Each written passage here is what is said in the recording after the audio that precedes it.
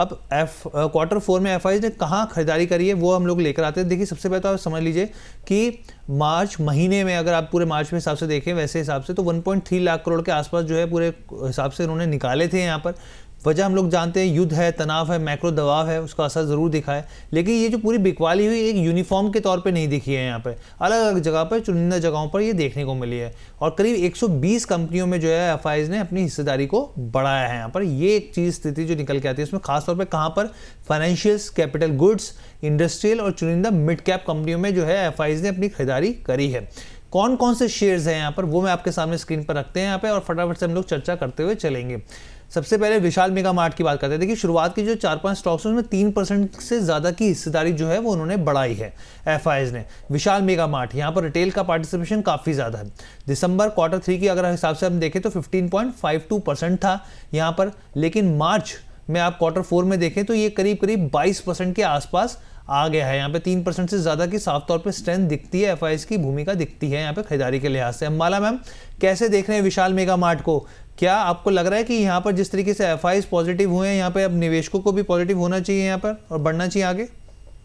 Yes, और देखने के लिए ऊपर ऊपर से हर चीज ऐसा लगेगा कि स्टॉक सेक्टर से बहुत महंगा है, 3 गुना महंगा है, मल्टीपल्स के हिसाब से देखेंगे अगर आप तो।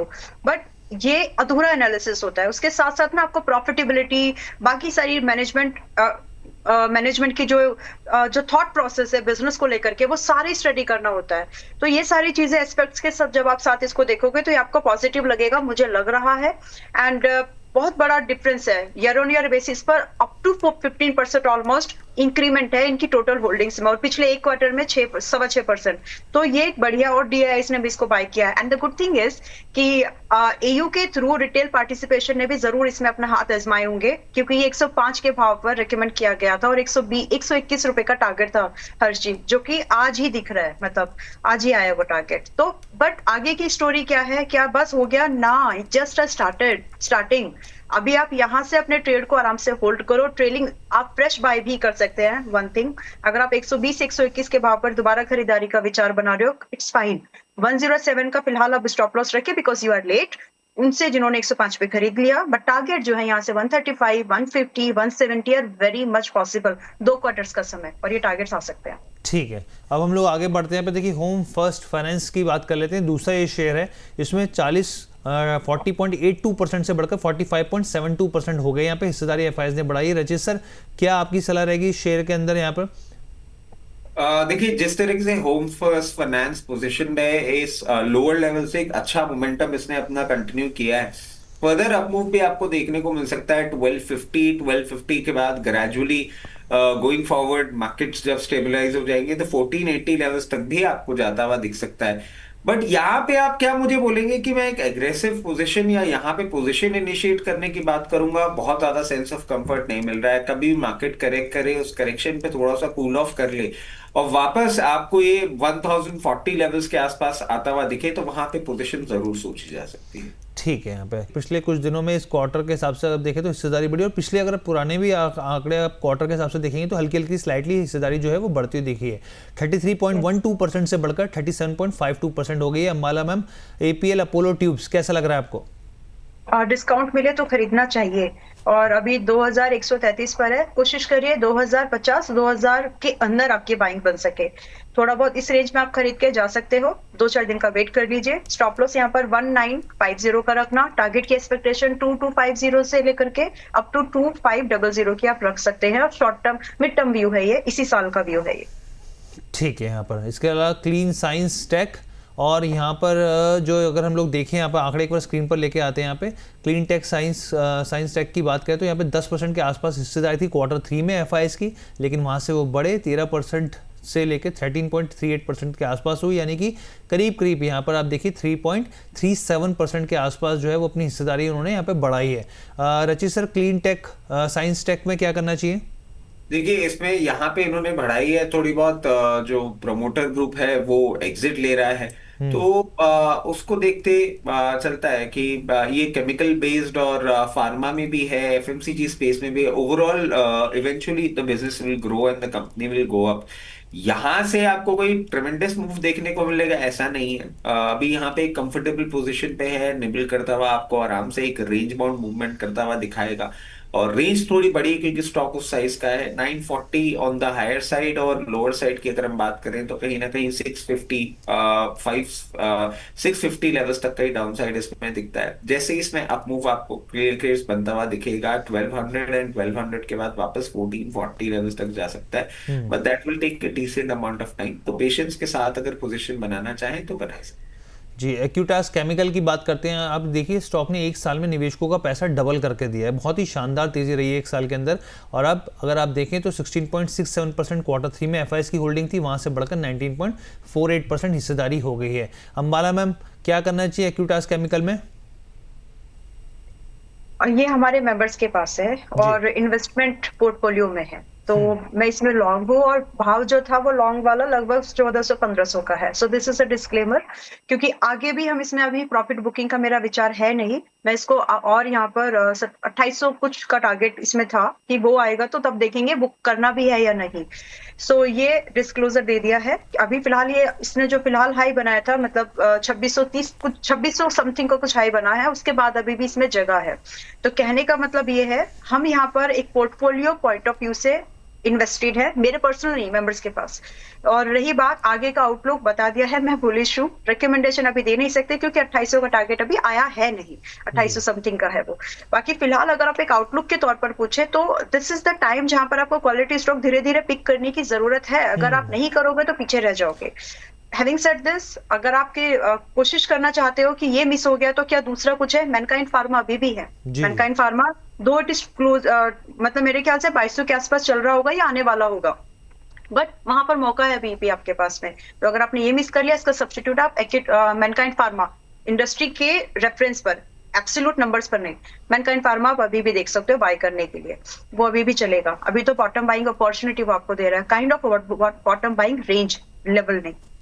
ठीक है, यहाँ पर तो यहाँ पर जो हो गया हमने बता दिया, मैम ने चर्चा कर ली यहाँ पर। अब यहाँ पे करूर व्यास बैंक की बात करते हैं यहाँ पर। ये भी आप देखिए एक साल में बड़ी अच्छी स्ट्रेंथ दिखाई है इसने, 50% तक चढ़ता हुआ दिखा है। अभी जो है एफआईएस की होल्डिंग जो है 16.87% है और 19.25% तक जो है एफआईएस अपनी हिस्सेदारी को खींच कर ले गए हैं। रचित सर, आप कैसे देख रहे हैं? देखिए, जिस तरीके से ये पोजीशन है प्राइवेट बैंकिंग स्पेस में, वैल्यूएशन कंफर्ट बहुत अच्छे से दे रहा है। कहीं भी आपको लोअर लेवल पे अगर आता हुआ दिखे 262 256 लेवल्स लेवल करते हुए यहाँ पे पोजीशन बनाई जा सकती है। अपसाइड पे एक हल्का सा सप्लाई जोन है 286, जैसे ही उसको ब्रीच करेगा फिर 324 320 के बाद 340 346 लेवल्स तक भी नियर टर्म में आपको दिखा सकता है। ठीक है, आगे बढ़ते हैं। बीएससी की बात करते हो। जिस तरीके से एएमसी के नतीजे आते हुए दिखे यहाँ पे काफ़ी बेहतर, आनंद राठी हो या फिर यहाँ पर आप देख रहे हो और दूसरी आईसीआईसी के नंबर्स, तो वो काफ़ी बेहतर दिखते हैं यहाँ पे। अब एक्सचेंज को भी जाहिर सी बात है, इस तरह की जब चीज़ों का होता है तो फ़ायदा मिलता ही मिलता है यहाँ पे। मैम, आपके हिसाब से बीएससी में पोजिशनिंग बढ़ाई है यहाँ पर, तमाम नेगेटिव खबरें एक साल में चलती रही, लेकिन यहाँ पर एफआईआई जो है उन्होंने Q4 में जो है काफ़ी पॉजिटिव मूड माहौल दिखाया, 17.45% से बढ़कर 19.42% के आसपास आ गए। और मेरे पास ही अभी भी है, मैंने बेचा नहीं है जी, तभी भी मेरी होल्डिंग्स में है। अगर रचित जी अपना व्यू रखते हैं इस पर जी तो रचित सर प्लीज सर।